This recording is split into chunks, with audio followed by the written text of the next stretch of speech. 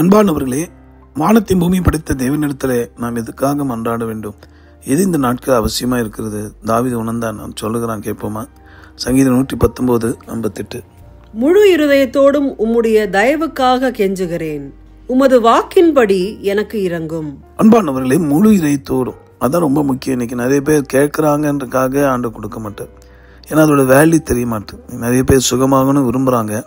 ஏன் சுகமாகுதுன்னு நான் கேட்டேன் ஆண்டவரிடத்தில். அப்போ சொன்னார், அவர்கள் பெற்ற சுகத்தையோ அற்புதத்தையோ சாட்சியாய் நன்றி நிறைந்த இதயத்தோடு பிறருக்கு பகிர்ந்து கொள்ள மனதிட்டு இருப்பாங்களாம்.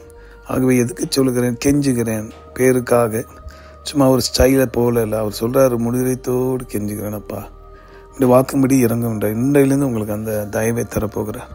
முழு மனதோடு அவரை நோக்கி கெஞ்சுவீங்களா? முறையத்தோடு அவரை நோக்கி கூப்பிடுவீங்களா? ஜெபிப்போம். அன்புள்ள ஆண்டவரே, இந்த வார்த்தையின்படி கெஞ்சுகிறேனப்பா, எங்களுக்கு வேண்டிய சுகம், ஆரோக்கியம், பலன், இந்த பூமியில் பொல்லாத வியாதி விக்கனங்கள் இவைகளாம் ஜெயிக்க உங்கள் தயவு வேணும் ஆண்டவரே.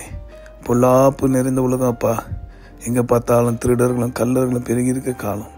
அவர்களிருந்து நாங்கள் தப்பித்துக்கொள்ள குடும்பமாக காப்பாற்றப்பட உங்களுடைய தயவு தேவை ஆண்டவரே.